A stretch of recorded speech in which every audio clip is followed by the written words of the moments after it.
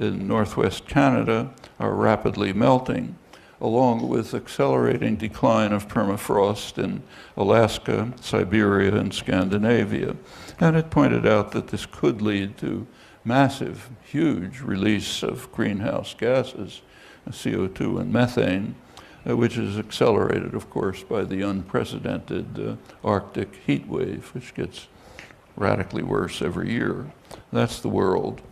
In the United States, the Trump administration on March 1st decided to help the process along by rescinding the so-called methane rule, which limits release of methane from oil and gas drilling sites on federal lands. So that's a way of accelerating the oil boom and increasing the flow of methane into the atmosphere. Methane is far more dangerous than CO2, even though it's short-lived. There was also on March 1st announcements of sharp cuts in the Environmental Protection Agency staff and programs, and also an edict banning research. The United States, on March 16th, the Trump budget was released. Environmental Protection Agency is virtually dismantled. It's now pretty much run by Senator Inhofe and his associates. Inhofe for years has been the leading climate change denier in the Senate. He's an extreme fundamentalist, and his position is that if God is warming the earth, so be it. It would be sacrilegious to interfere with God's will. That's the view in the most powerful, advanced, sophisticated country in the world. And that's the least of it. For action and research on climate, the EPA is actually a small actor. Far more important is the Department of Energy. It's now in the hands of a guy who had decided to get rid of it a couple of years ago before he learned that it controls nuclear weapons, so we better keep it. But not entirely. The Office of Science, according to the budget, is in the Department of Energy, is scheduled to lose $900 million. That's nearly 20% of its budget. Its $300 million ARPA energy program is eliminated completely. That's along with deep cuts in the research programs at the EPA and the NOAA, the National Oceanic and Atmospheric Administration, and also a 5% cut to NASA's Earth Science budget. Well, the budget generally is of unusual savagery, even for the Paul Ryan wing of the Republican establishment, which is effectively running the show now behind the Trump Spicer Twitter facade that's designed to grab the headlines every day. The budget, if you look at it, is a vicious attack on working class and the poor. It lavishes even more gifts on the wealthy and the corporate sector, and along with a process that you can only describe, I think, as the Talibanization of America, in accord with the Bannon, Sessions, DeVos ideal of a society which they've described based on Judeo-Christian tradition, white supremacy, destruction of the humanities, arts, and public schooling, and on the side, medical research. That's the goal towards which we're aiming at home, while we race towards destruction internationally. Well, practically every issue of science journals provides more grim forecasts. Those of you who read the science journals regularly are familiar with this. So one recent paper in Atmospheric Chemistry and Physics by James Hansen, 18 other scientists, carries out a comparison between today's climate and the climate of 120,000 years ago, which had approximately the same temperatures, or slightly warmer temperatures than today. That led 120,000 years ago to a sea level rise of 20 to 30 feet when much of the polar ice disintegrated. The paper predicts in the near future, killer storms stronger than any in modern times, disintegration of large parts of the polar ice sheets, leading to melting of huge glaciers. That's taking place rapidly, especially in the Antarctic, which is the most dangerous. And they predict a rise of sea sufficient to begin drowning the world's coastal cities before the end of the century. Hansen says we're in danger of handing young people a situation that's out of their control, with precipitous rises in sea level, not too far down the road, other dire consequences. There are other studies that indicate that climate change is occurring faster than at any time over the last 100 million years, by some estimates far faster. Last year, as you probably know, atmospheric CO2 passed the symbolic level of 400 particles per million. That's considered a crucial danger point. That's the first time in 4 million years, and possibly irreversible. Well, that's only a small sample of many such reports. They're constantly in the major science journals, sometimes making it to the media. Meanwhile, the Republican wrecking machine is systematically dismantling the institutions that offer some hope for decent survival. We've already eliminated a devastating anti-coal regulation, but that was just the beginning. Today, I'm taking bold action to follow through on that promise. My administration is putting an end to the war on coal. We're going to have clean coal, really clean coal. With today's executive action, I am taking historic steps to lift the restrictions on American energy, to reverse government intrusion, and to cancel job-killing regulations. And by the way, regulations not only in this industry, but in every industry. We're doing them by the thousands, every industry. And we're going to have safety, we're going to have clean water, we're going to have clean air. But so many are unnecessary, and so many are job-killing. We're getting rid of the bad ones. One after another, we're keeping our promises and putting power back into the hands of the people. First, today's energy independence action calls for an immediate reevaluation of the so-called Clean Power Plan. Perhaps my action today is the latest in a series of steps to create American jobs and to grow American wealth. We're ending the theft of American prosperity and rebuilding our beloved country. We approved the permit to finally build the Keystone XL pipeline and cleared the way to completion of the Dakota Access Pipeline. Thousands and thousands of jobs. And it's not just Trump, it's the whole Republican Party leadership at the national level and also at much of the local level. So in North Carolina, for example, a couple of years ago, there was a scientific study commissioned by the Coastal Resources Commission, and it estimated that the sea level will rise by 39 inches by the end of the century. There was a response by the Republican-run state legislature. They passed a law that barred state and local agencies from developing regulations or planning documents anticipating a rise in sea level. Rational reaction. There was a pretty good comment on it by Stephen Colbert. He said, this is a brilliant solution. If your science gives you a result you don't like, pass a law saying the result is illegal. Problem solved.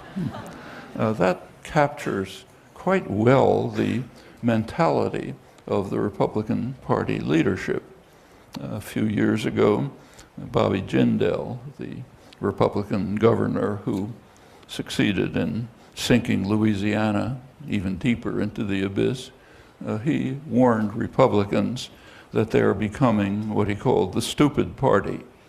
The respected conservative political analysts Thomas Mann and Norman Ornstein of the right-wing American Enterprise Institute They describe the party, or maybe the former party, as a radical insurgency that has abandoned parliamentary democracy.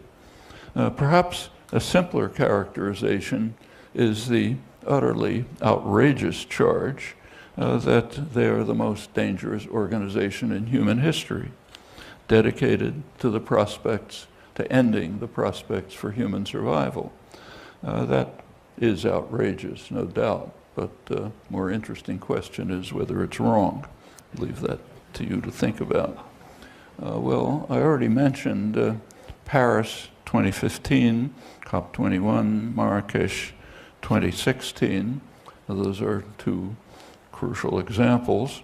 The 2016 primary campaign was quite remarkable in many respects, primarily those that weren't discussed, namely the attitude of the candidates to climate change, which barely got a word of commentary. Every single candidate denied that what is happening, with the exception of the sensible moderates, like Jeb Bush, who said it's uncertain, but we don't have to do anything because we're producing more natural gas thanks to fracking. Or John Kasich, who was supposed to be the adult in the room, who did at least agree that global warming's probably happening, but he said, he's governor of Ohio, he said, we're going to burn coal in Ohio and we're not going to apologize for it. That's the sensible guy. As far as the media were concerned, they ignored it. There was almost nothing mentioned about this. After all, it's only the most important issue in human history. And you can't really blame the media for this because they're following a concept of objectivity that's taught in journalism schools. Objectivity means reporting accurately what's going on within the Beltway in Washington circles. So you got to report accurately what they're saying there. If you talk about something else, it's bias or opinion or something, but it's not genuine reporting. So since what's going on within the Beltway, including the Democrats incidentally, is denial or ignoring, or in the case of the Republicans, flatly denying what's happening is happening, then you don't report it because it's not within the Beltway, it's not objective. Well, even sea level rise that's much more limited than what's anticipated is going to inundate coastal cities and, more significantly, coastal plains, like in Bangladesh, where there will soon be tens of millions of people fleeing, probably in the fairly near future. These are flat plains which are going to be inundated, many more later. That's going to make today's refugee issue a tea party. The chief environmental scientist in Bangladesh says that these migrants should have the right to move to the countries from which all these greenhouse gases are coming. Millions should be able to go to the United States. That just fits the current mood and what has long been the richest and safest country in the world, and also the most terrified. And those who think it's better in Europe can turn to a recent poll showing that a majority of Europeans want a total ban on immigration from Muslim majority countries. So the idea is first we destroy them, then we punish them for trying to escape from the ruins that we've created. And we have a name for it. We call it a refugee crisis. Well, thousands of people, desperate people, drown in the Mediterranean, fleeing from Africa, where Europe has a certain history with which you're not unfamiliar. In fact, and the same is true of the United States and Central America, of course, and the Middle East. And in fact, the so-called refugee crisis is actually a serious, severe moral and cultural crisis in the West. Well, these two existential crises are related. The Himalayan glaciers are melting. and in the not-too-distant future, that could threaten the water supplies in South Asia, which are already at dangerously low levels. So 300 million people in India are reported to lack adequate drinking water right now. That could very easily spark conflict between India and Pakistan, two nuclear-armed states constantly at the brink of nuclear war. Right now, in fact, a nuclear war would destroy India and Pakistan, but much worse than that. Could very well lead to nuclear winter, meaning global famine, which pretty much ends organized human life on Earth, which is not very remote if you think it through. Well, that leads us to one final date to look at, one of the most important dates of human history, namely the end of World War II. It was a moment of joy, but also of horror, with the dawn of the nuclear age. I can remember very well my own feelings on August 6th, horror at the events and their constant implications, their import, and astonishment that so few people seem to care about it, either about the enormity of what had just happened or about the fact that we had entered into what may well be the final era of human existence, the nuclear age, the moment when human intelligence had succeeded in developing the means to instantaneously destroy us all. 1947, shortly after, the doomsday clock was instituted, and the hand was set then at 7 minutes to midnight. We're now, remember, at 2.5. Well, we have not only entered the nuclear age, but also the so-called Anthropocene, a new geological epoch in which human activity is dramatically changing the environment. There have been debates about the proper date for the inception of the Anthropocene, but the World Geological Society has made its decision. It settled on 1950 as the beginning of the Anthropocene. That's partly because of radioactive elements that were dispersed across the planet by the nuclear bomb tests and other consequences of human action, including the sharp increase in greenhouse emissions. So the nuclear age and the Anthropocene basically coincide. These are epochs of the post-World War II period. We are also now well into what's called the sixth extinction. It's expected to be similar to the fifth extinction. That was 66 million years ago, when a huge asteroid hit the Earth, destroyed 75% of species, ended the age of the dinosaurs. It opened a way for small mammals to survive and to expand and evolve and ultimately become us about 200,000 years ago. For a long time, humans had fairly limited impact, but by now, in the post-war period, we've succeeded in becoming the next asteroid, destroying species at an enormous rate, perhaps ourselves not too far in the distance. There are careful studies of species extinction, and they have some interesting results. They show that this extinction is different from its predecessors in an interesting respect. The earlier ones were species neutral. Species just disappeared across the board. This one, it's different. It's mostly larger animals that are disappearing disproportionately. And that actually runs through the history of proto-humans, our human ancestors, early human ancestors back around 1 million years.